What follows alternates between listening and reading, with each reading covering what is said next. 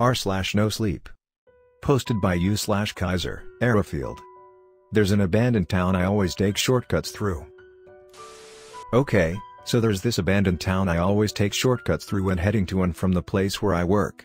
Normally, this wouldn't be that big of a deal, but I have a skin condition that, among other things, makes it incredibly difficult for me to go out in broad daylight without a metric shit ton of makeup and sunscreen, which I was too lazy to continue applying after I graduated high school about a month ago. It was surprisingly easy to find a night job, and I always was more nocturnal anyways. The town is an old coal mining town in Western Virginia, and it was abandoned by the company in the late 80s for some vague and half-assed reasons that sounded more like excuses to the locals. The town puttered along into the early 2000s, gradually losing people until only a few old folks remained, and here's where you would have expected the old folks to stay there until they died out, but they didn't. They all seemed to leave in a hurry around 2004, all within the span of about a month. Needless to say, the town is creepy as fuck. The road going through there is cracked and broken in a few places, as if the roadwork crews reached the town, then just sort of decided to sort of ignore it and work on the road on the other side. The old houses and stores have cracked boards and peeling paint, which desperately clings onto most of the places where it's still there. Doors hang open on their hinges, if there are any remaining, and tend to swing gently in the breeze, even when there is no breeze. Most of the windows aren't boarded up, either, and it always feels like someone's watching you through their cracked panes.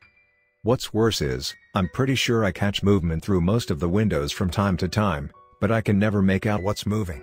There aren't any trees growing through the roofs of any of the buildings in the town, from what I've seen, so there's a bit of uncertainty as to whether it's a forest animal or something more unnatural. Now, I know you're all probably wondering why the hell I take this creepy fucking shortcut through this weird abandoned town in rural Appalachia. The answer is pretty underwhelming. I'm not, by any stretch of the imagination, a thrill seeker, and I'm a huge wuss when it comes to watching even incredibly cheesy horror movies. No, the real reason is that it's just a fucking shortcut. Plenty of other people take it, but I'm the only one that seems to drive it at night. Thing is, after what happened last night, I think I'll take the long way, just to be on the safe side. I was driving home from work in the incredibly shitty, rusty old Ford pickup truck my parents had bought for me.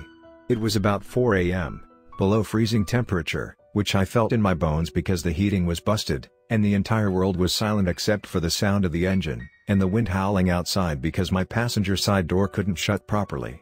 I was just outside the moldering old courthouse at the center of town when the tire blew out.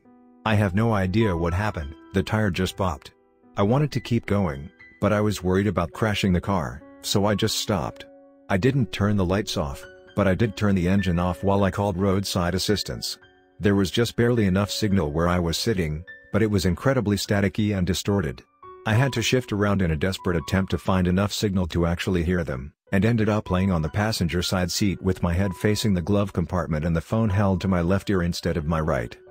I told them where I was, then told them about my skin condition. Just to be on the safe side. They told me they'd only take about 10 to 20 minutes. After I hung up, I noticed how eerily silent it was. There was no wind, no engine, no sound of wildlife. Nothing. I sat there like that for a few minutes, just sort of taking the silence in before getting back up. I froze. There were 3 men in front of my car. They were big, tall and muscular, and they all carried those cheap but effective shotguns you can buy pretty much anywhere, but that wasn't what really scared me. It was what they were wearing. They had on Nazi uniforms. Like, the kind literal fucking SS officers would wear. Not half-assed costumes either, these looked like the real deal. The kind you'd see in a museum, only newer, and in worse shape. The one in the center even had a swastika tattooed on his big, hairy left hand. They also had those silver plastic faceless masks on, the kind you could buy from some Halloween stores that had no eye holes, but you could see through the inside of because they were made using the stuff they use on one-way windows. I could tell they were masks even though I couldn't see the straps because the paint on them was scratched beyond belief, and the skin on their hands was the color you'd expect a white guy's skin to be. My heart pounded in my chest as I sat there staring for what felt like an eternity. I heard blood roaring in my ears, and I just sat there, frozen in utter, mind-numbing terror. Then, the one on the right spoke. "Well," he yelled. I said, "Get out of the fucking car." I complied, twitching nervously, my lips twisting up into a painful grimace like they have an unfortunate tendency to do when I'm fucking terrified but want to pretend like I'm not. "Now turn the lights off," he shouted, And I did. For a terrifying, yet blissful moment. I was bathed in darkness. I couldn't see them, but they couldn't see me, either. Then they turned their flashlights on. I'd been partially concealed behind the light of my high beams, even after they'd made me get out of the car, so they had a hard time finding me.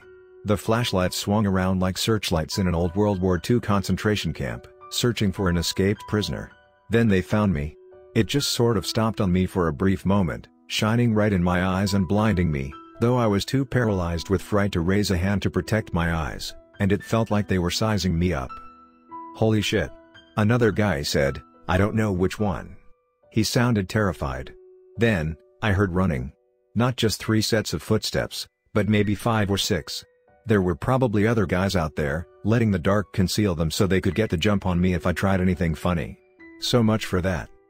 Something definitely scared them off. In my addled mental state, I had no idea what that thing was, but I just sort of stood there, shivering in the cold, though the grimace was thankfully gone. I saw no need to hide my terror anymore. Another eternity seemed to pass, then I saw headlights coming towards me.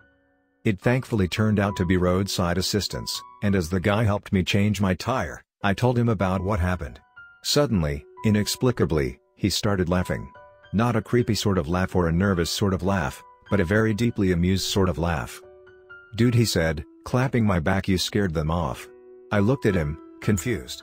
He continued, "If you hadn't told us what you looked like beforehand, on this dark road, in this creepy town, this early in the morning, I'd have seen you and gone right back where I came. No offense." I stood there, staring down at my skin. Suddenly, it all clicked. I'd always been told that I looked unnatural. Kind of creepy. That, combined with my uncontrollable twitching, the look on my face, and the fact that I didn't raise my hand to protect my eyes from the blinding glare of the flashlight, must have made me look like some sort of eldritch abomination in a ghoulish facsimile of human form. "You okay, dude?" the roadside assistance guy asked. I nodded. "I called the cops about the incident, but I don't think they'll be able to press charges even if they do find anything. I'm still not going back that way anymore, it's way too creepy, especially since I think I might kind of have a fragment of an idea what's going on back there. That was way too close of a call for my liking, and I'm not arrogant enough to count on being so lucky next time."